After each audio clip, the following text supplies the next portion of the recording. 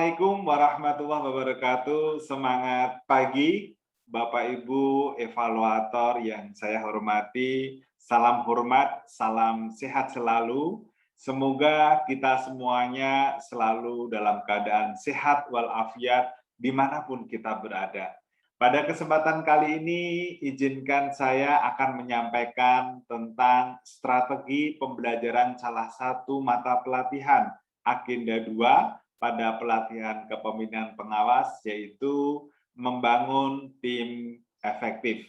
Namun, sebelumnya izinkan saya untuk memperkenalkan terlebih dahulu.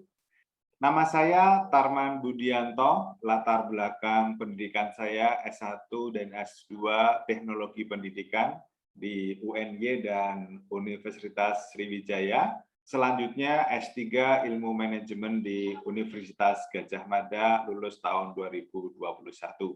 Saya bekerja di Pusdiklat Pegawai Kemendikbudristek. Baik, pada kesempatan kali ini ada 4 hal yang ingin saya sampaikan. Yang pertama adalah terkait dengan deskripsi mata pelatihan membangun tim efektif. Lalu yang kedua, keterkaitan agenda dan mata pelatihan. Lalu yang ketiga, strategi pembelajaran membangun tim yang efektif. Lalu yang keempat adalah evaluasi pembelajaran membangun tim efektif. Bapak Ibu evaluator yang saya hormati, yang pertama akan saya sampaikan terkait dengan deskripsi mata pelatihan membangun tim efektif. Mata pelatihan membangun tim efektif memiliki alokasi waktu 18 jam pelatihan. Mata pelatihan ini membekali peserta dengan kemampuan membangun tim kerja yang partisipatif dan efektif melalui konsep tim partisipatif dan efektif, karakteristik tim, dan strategi menumbuhkan tim kerja yang partisipatif dan efektif untuk pelaksanaan kegiatan pelayanan publik. Setelah mengikuti pembelajaran ini diharapkan para peserta mampu membangun tim kerja yang efektif untuk pelaksanaan kegiatan pelayanan publik yang baik. Ada 4 materi pokok dalam mata pelatihan ini. Yang pertama adalah membangun tim efektif, konsep tim yang efektif, lalu karakteristik tim efektif, dan yang terakhir adalah strategi membangun tim efektif.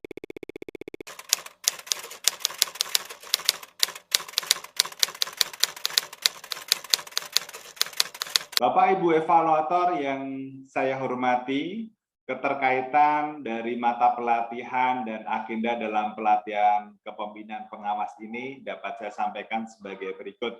Agenda kepemimpinan Pancasila dan Bela Negara, yaitu agenda 1, agenda ini membekali peserta dengan pemahaman Pancasila dan wawasan kebangsaan melalui pemaknaan terhadap nilai-nilai dan konsepsi bela negara, moral, dan etika dalam konteks penguatan kedisiplinan dan kapasitas kepemimpinan bela negara.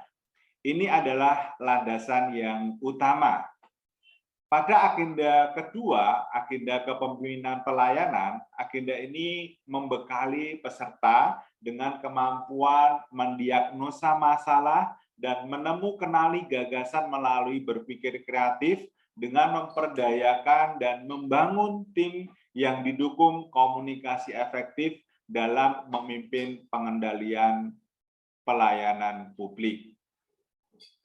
Berikutnya, agenda pengendalian pekerjaan atau di agenda 3. Nah, agenda pembelajaran ini membekali peserta dengan kemampuan mengendalikan kegiatan pelayanan publik dengan mengedepankan perencanaan, kegiatan, dan anggaran pelayanan publik yang berorientasi terhadap manajemen mutu, pengawasan, dan pengendalian, serta mampu mengoptimalkan pemanfaatan teknologi informasi dan komunikasi. Hal ini perlu dilakukan melalui proses perencanaan, pelaksanaan, pengendalian, pemantauan, dan tindak lanjut, serta evaluasi. Pada agenda yang keempat, agenda pembelajaran ini membekali peserta dengan kemampuan mengaktualisasikan kapasitas kepemimpinan melayani melalui pengalaman best practice,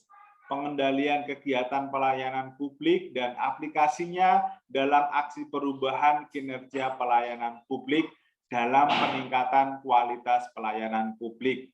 Sehingga nanti akan tercipta pelayanan publik yang prima dan akan akhirnya mewujudkan world class birokrasi.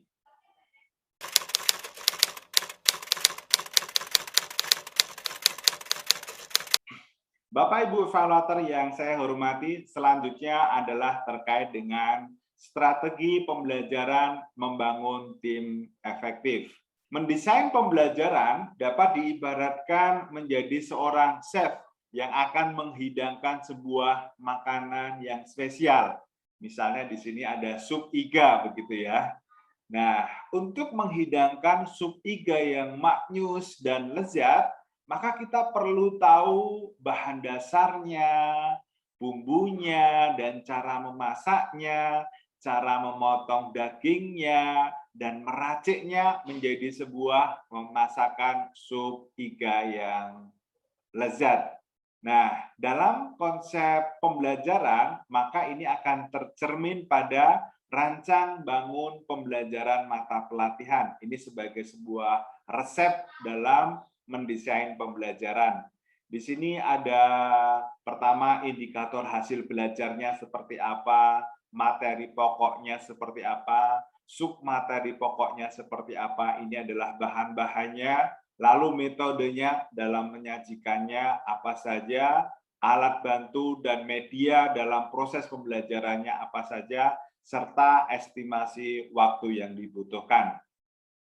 Dalam pembelajaran membangun tim efektif ini ada 4 materi pokok. Yang pertama membangun tim efektif, lalu konsep tim efektif, yang ketiga karakteristik tim efektif, dan strategi membangun tim efektif.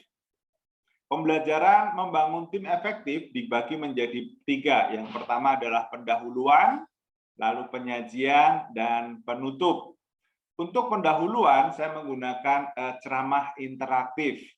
Ini selama 45 menit, saya melakukan brainstorming. Lalu pada inti penyampaian materi, ini ada beberapa strategi yang saya gunakan.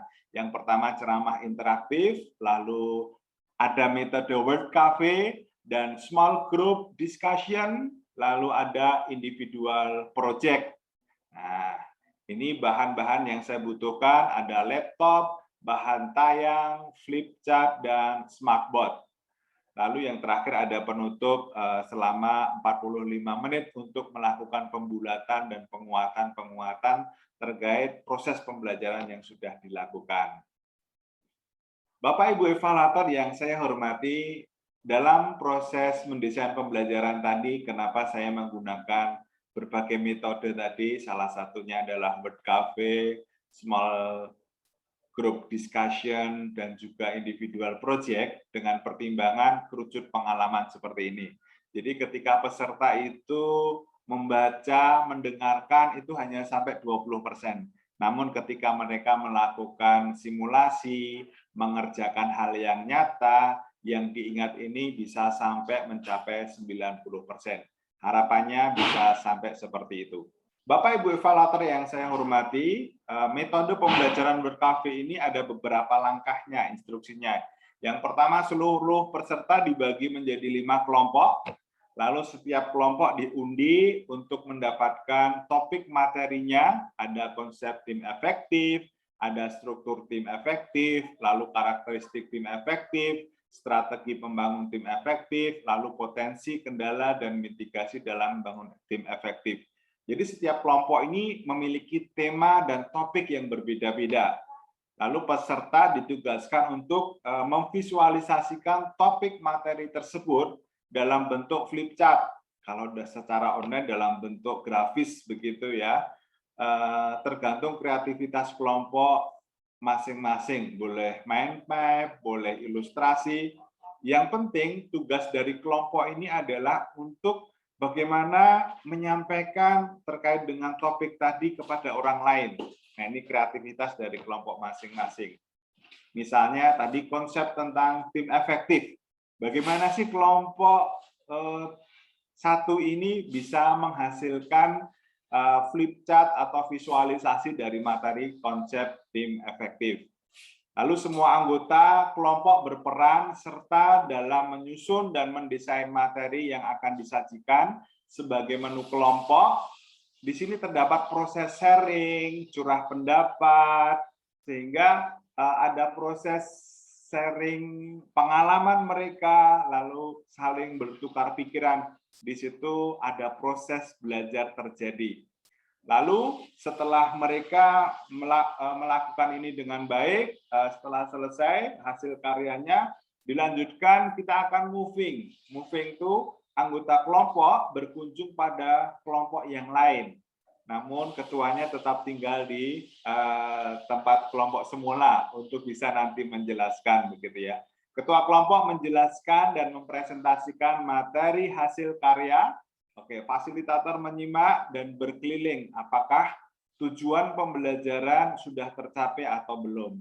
Bagaimana dinamika yang terjadi dalam kelompok-kelompok tersebut?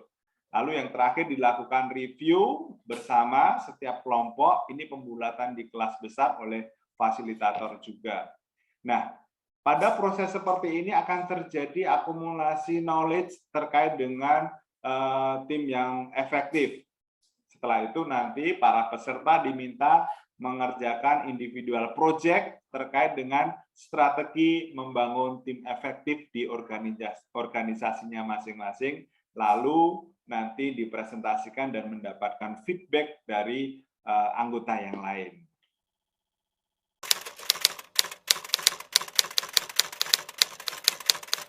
Yang terakhir adalah terkait dengan evaluasi pembelajaran membangun tim efektif. Di sini ada dua hal yang saya lakukan dalam melakukan evaluasi pembelajaran membangun tim efektif. Yang pertama adalah evaluasi pada tingkat engagement dan atensi atau tingkat keaktifan di dalam pembelajaran. Tadi ada diskusi kelompok, ada curah pendapat, ada ceramah interaktif. Nah, kita mengobservasi sebenarnya para peserta ini mana saja yang aktif, mana saja yang belum aktif akan kita motivasi untuk dia mampu dan mau menyampaikan pendapatnya, begitu ya. Terus yang kedua adalah evaluasi penugasan atau individual project. Nah, ini ada 3 hal yang nanti dikembangkan dalam setiap individu sebagai product learning di dalam proses ini. Yang pertama, mengapa sih tim efektif dibutuhkan dalam melaksanakan pelayanan publik? Jadi setelah tadi belajar, mereka menuliskan apa saja sih yang menurut mereka, pandangan mereka terkait dengan mengapa tim efektif ini dibutuhkan. Lalu yang kedua, bagaimana karakteristik tim yang efektif dan partisipatif? Itu karakteristiknya seperti apa sih setelah tadi belajar, berproses belajar bersama-sama tadi. Nah, yang terakhir ini, para peserta diminta untuk merumuskan bagaimana strategi membangun dan menumbuhkan tim yang efektif dan partisipatif. Demikian Bapak Ibu evaluator yang dapat saya sampaikan, mudah-mudahan ini bisa menjadi cermin atau gambaran dari proses strategi dalam pembelajaran membangun tim efektif. Demikian dari saya, terima kasih, salam hormat dan salam sehat selalu. Assalamualaikum warahmatullahi wabarakatuh.